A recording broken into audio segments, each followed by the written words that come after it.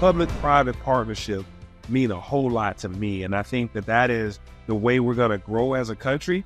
There's a lot of red tape in government, but if we share that risk, we can get innovation out of the private sector, and we can get a lot more things done faster. Hello, everyone. This is Barbara Humpton, CEO of Siemens USA, and you're listening to The Optimistic Outlook. So let me ask you, when you hear the phrase tech city, which cities come to mind? San Francisco? Sure. New York, Boston, maybe Austin, Texas? Well, what about Atlanta, Georgia? Hey, and by the way, what does it really mean to be a tech city in 2024? One concept we talk about a lot on this podcast is that what we call digital transformation, and with it, the technology industry, has been evolving. In the last decade, we saw digital technologies transform our personal lives and the consumer world.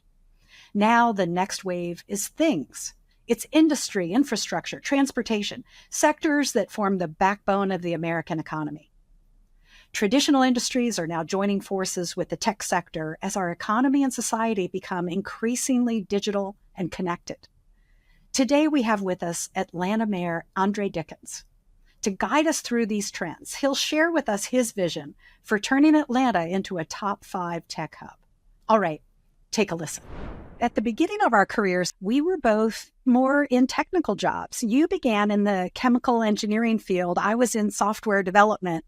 What were your first jobs like? And how do you draw on that technical background today in your public service? Yeah, so I interned in co-op my entire time through college as an intern in chemical engineering. That led to my career as a chemical engineer in a chemical plant making plastics. And that was very good information and structure for me. It helped me understand how to solve problems, how to be able to isolate what variables we have and to do trials and testings.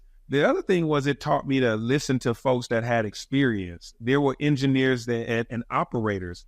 Operators are folks that may not have a chemical engineering degree, but they know that facility better than anyone.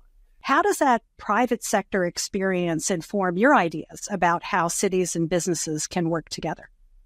Yeah, I believe in the ability and power of public-private partnerships. Because I worked so long in the private sector, I have a tremendous amount of value for the business cases, the business decisions, how CEOs like yourself are able to deliver value to your bottom line and to do so in competitive environments. And so for me, I've created a lot of movement and put in opportunity in our city and made a lot of strides by leaning on public-private partnerships. I am the chairman of the Public-Private Partnership Task Force at the U.S. Conference of Mayors. This is the first task force ever dedicated to this. And so I'm the inaugural chairman, and I know the value of, how working together in various groups, we can get this project done better. We can get it done faster. We can reduce risks on our government by, shifting some risk to be shared between the private sector and the public sector. So public-private partnerships mean a whole lot to me. And I think that is the way we're going to grow as a country. Long ago, it was the government did everything for the government, but bureaucracy and projects can get slowed down because there's a lot of red tape in government. But if we share that risk and if we share those project designs, we can get innovation out of the private sector and we can get a lot more things done faster. I think what I heard you describe is a win-win, which is actually when we work together, if we share the art of the possible, what the private sector can bring with the needs of the public sector, if we can make sure we come in on time, within budget, we can actually get that kind of win-win for our communities. Yeah, I like how you put that, a win-win. We don't want relationships to be I win and you lose. I definitely don't want a relationship where I lose and you win. Win-win for all parties involved is great. A win-win-win, if you will. It is important for us to always seek that. It brings resources to our communities that allows us to benefit and serve our communities even better. And I think that is the biggest win, is that the people on the other side of this, the community residents, the people that are starting small businesses, the young children, whoever benefits, they can see it and they can feel it. And I also want to take a moment now and think about this term tech city. Some people will hear this and they'll think immediately of Silicon Valley. Tell us about your vision.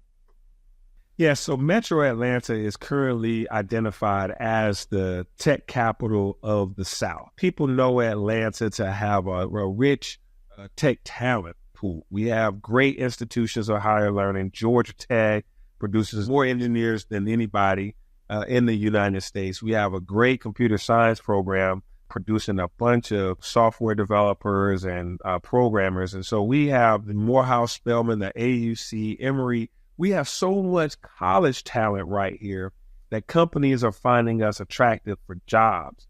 And then all of this development talent is happening because we have folks doing startups with great ideas. We want to be a top 5 technology ecosystem where jobs, where funders, venture capitalists, those that are putting resources behind all of our founders are all together, conversing with one another, making things. In my administration, we see value in the technology that's coming to our city. I created the city's very first Office of Technology and Innovation. So a lot is being done.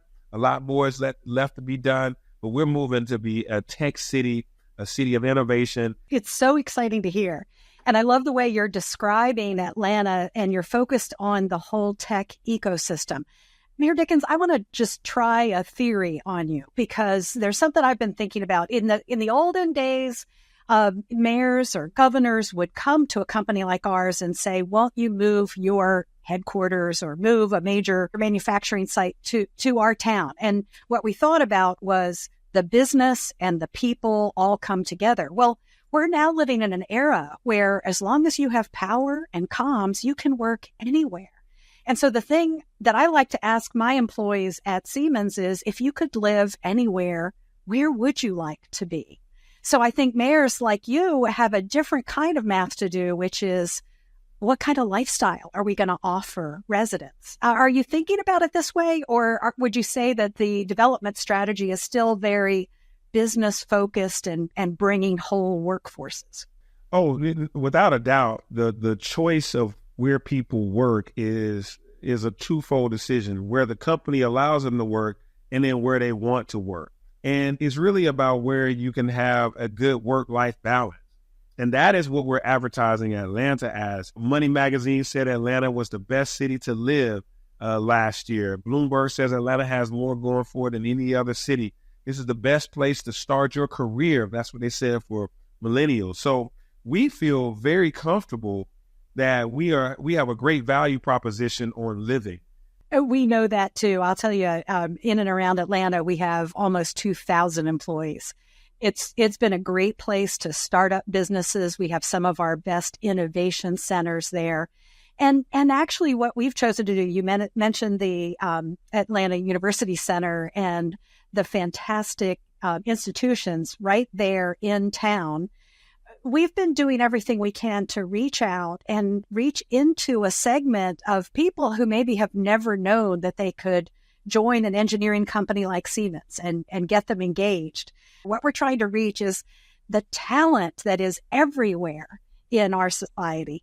I'd love to hear your priorities for ensuring that your tech ambitions for Atlanta benefit all residents and businesses. We want to keep going to a point to where we are an ecosystem of jobs where folks that are growing up in Atlanta can really aspire to get these technology jobs, because we understand these tech jobs pay great money.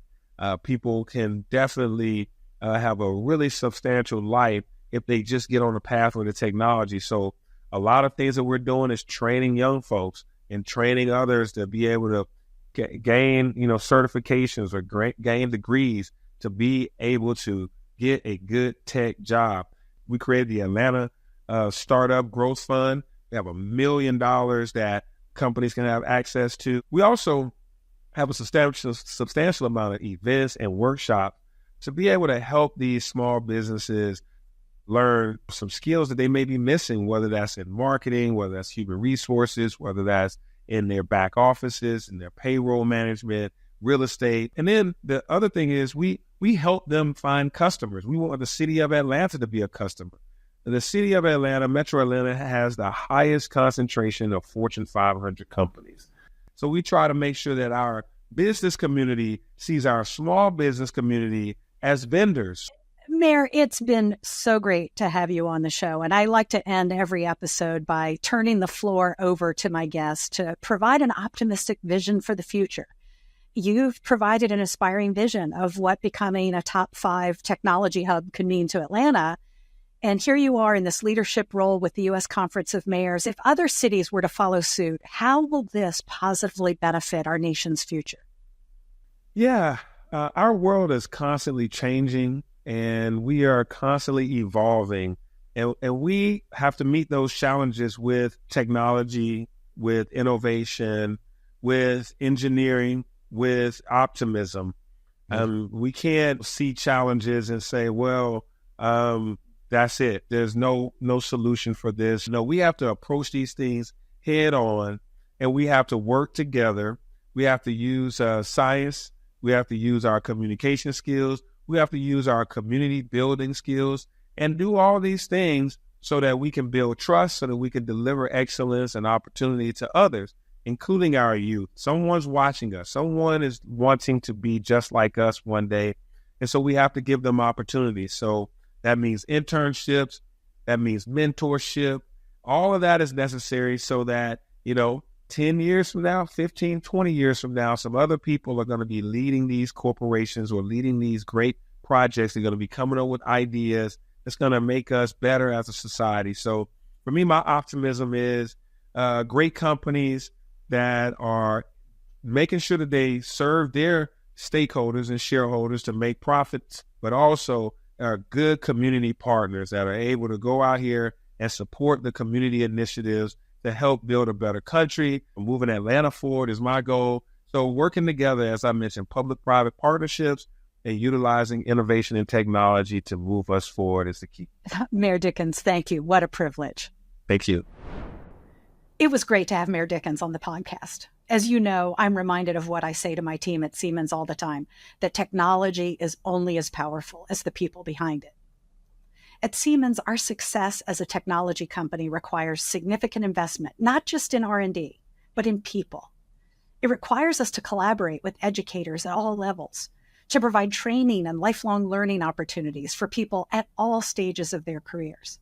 And you heard from Mayor Dickens, that's what it takes to be a tech city, too. To prepare and inspire people to get engaged and participate, to break down barriers to access, to provide opportunities to learn and undergo training. Business and government, educators and nonprofits, we're all in this together. We're part of an ecosystem cultivating the workforce and cities we need today and in the future. And I know that increasing America's technology leadership can not only result in more patents, more inventions, and more answers to some of our toughest challenges, it can also generate great careers for people of all backgrounds. Thanks for listening. And as always, please go to the show notes to learn more. Please follow us on social media and on your favorite podcasting platform. Thank you for tuning in.